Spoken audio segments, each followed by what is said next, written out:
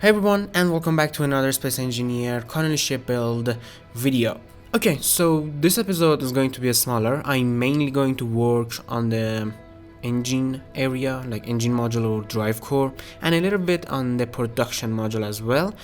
With that said, they're still not finished. Lighting and coloring will come later, and don't really want to rush the lighting since it's probably the most important part of the interior design. But first, let's see how well this thing can actually fly. By the way, currently at this stage, ship is made out of over 50,000 blocks, and there are over 1,000 thrusters on this ship, and some people ask if there are any Atmo thrusters on this ship or not. Well, have a look. Also, the top nacelles are empty. I can fill them up with thrusters, just like the lower nacelles.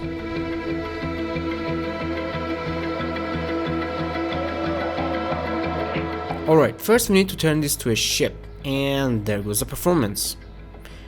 Running at a really low sim speed, but hey, it can at least fly in Atmo, no problem. This thing is really huge. I think it's around 1 kilometer long, and in terms of like how wide it is, not sure really. I think 300, maybe 400 meters.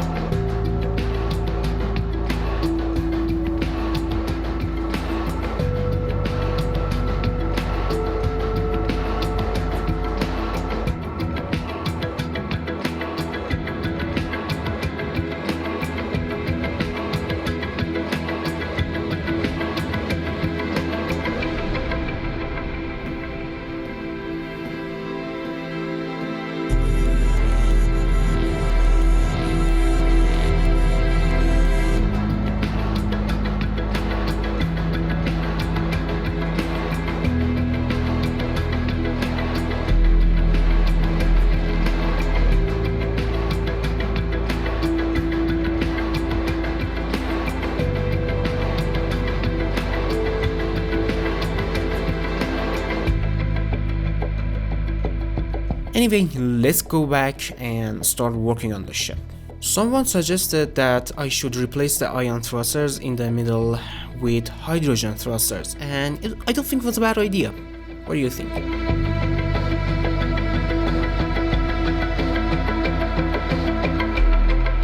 Now, before I forget, let's pipe all the hydrogen thrusters. This is not a permanent placement for the pipe. We'll change them later on. So as I've mentioned, this whole area is going to be the ship drive core. It's going to house many reactors, hydrogen engines. Yep, I'm going to actually use hydrogen engines. A few jump drives and a bunch of hydrogen tanks. Something really important came into my mind while I was working on the drive core. I have to see how much ice this ship can actually carry without losing the ability to hover in atmosphere. This is really important. In the last video, I mentioned that I want to be able to fly a small utility ship in the drive core, mainly to move uranium around, like just to refill the reactors, or even like move ice, why the hell not. And that's why we have those hangar gates right at the back.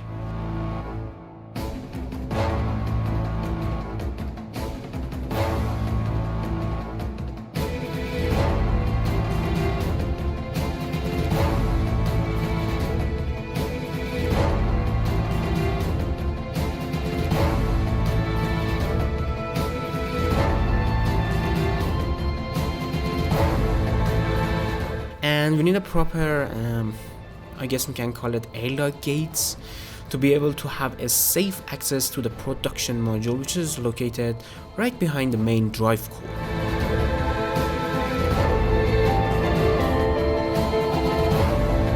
Time to work on the valves. Again, I went for the stair and ramps combo, some vents as well. I'm not really looking to create a airtight space in this area in this module. I don't think it's necessary, and yeah, more ramps.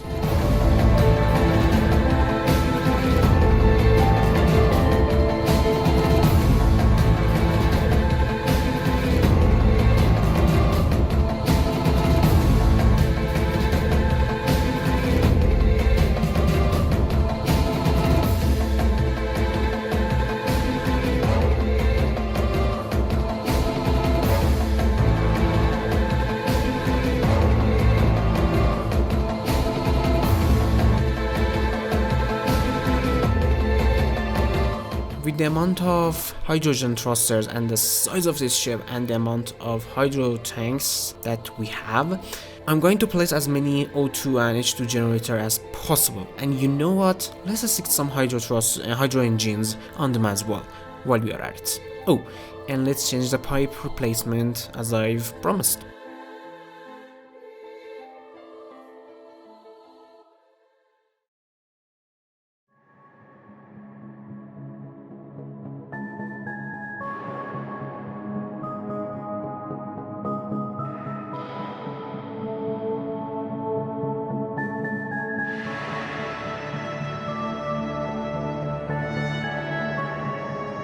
Time to place down the reactors. Guys, I'm not really good at interior stuff, but I think it came out alright at the end, and with proper lighting and color, I think it can look good. You think after making all those videos about all kinds of ships, I must be much better in interior design than this, but nope. And god damn it, the middle row is offset. Whatever, let's pipe them out.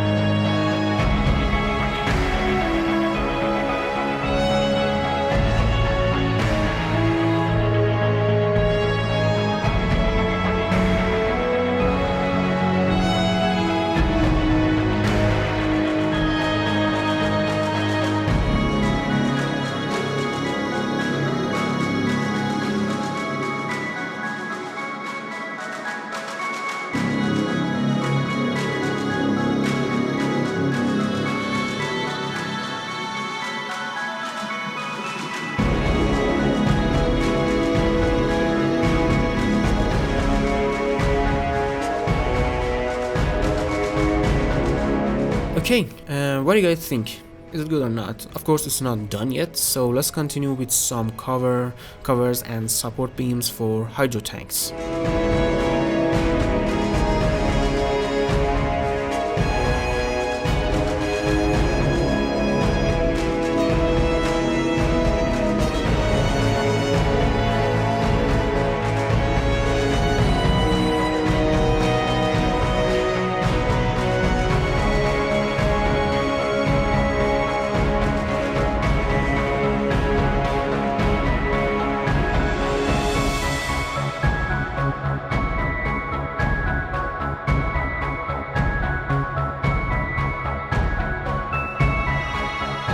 I think it's a good idea to have some storage in this module, mainly for ice and uranium.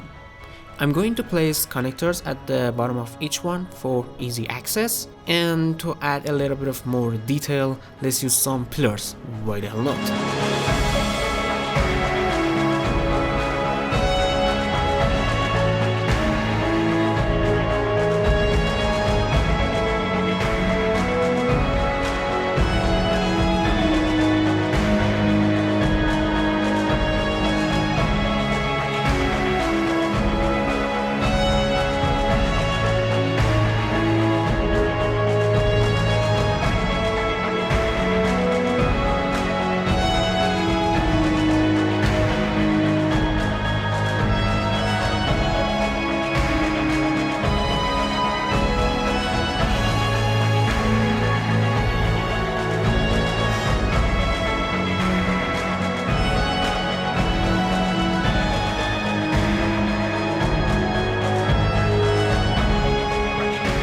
that's good for now. Let's move on to the production area, starting with these support beams by removing them.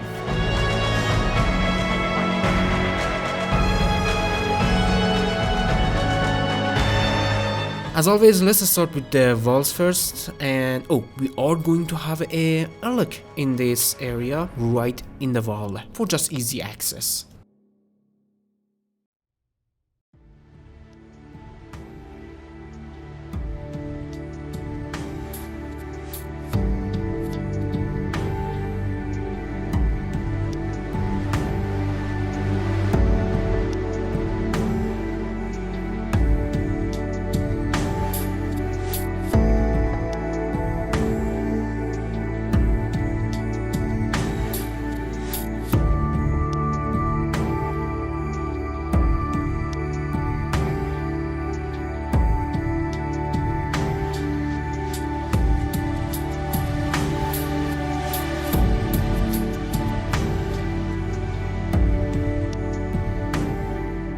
Okay, in the production module, we are going to have our refineries, assembleries, cargo holds, and those are all going on the left side, and then at the right side, we are going to have our 3D printer for basically 3D printing the outpost.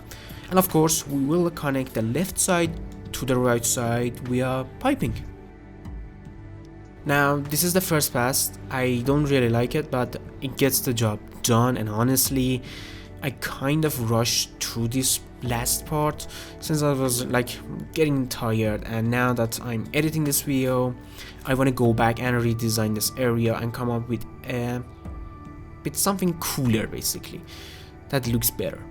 With that said, it is really easy to use this setup. Let's watch this time lapse and then I'll explain how it works.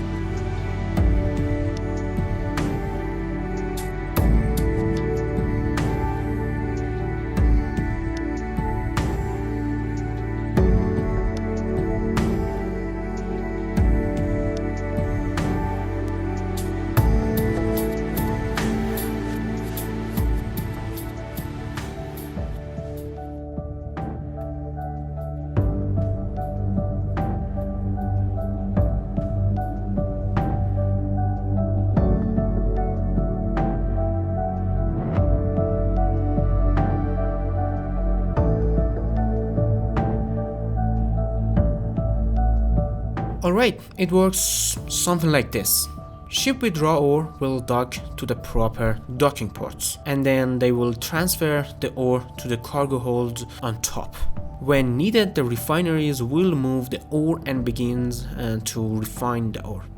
Then assemblers will move the ingots to their own cargo hold and start producing the requested components. After that, the components will get stored to the cargo hold on the top of them, or like on the right and left side of them, not on top of them. Of course, I have to use tons of sorter blocks to just make all of this possible, which the current setup actually lacks, and that's pretty much it. Okay, that's pretty much it for this video. I hope you guys have enjoyed this video. If you did, please consider leaving a like. If you didn't, dislike. Let me know how I can improve my videos, and again, sorry for my bad English, not my main language. If you find my videos interesting, please consider subscribing and share it with your friends. It helps a lot. Anything else I want to add? Nothing really. And thanks for watching again, and see you guys later. Fly safe.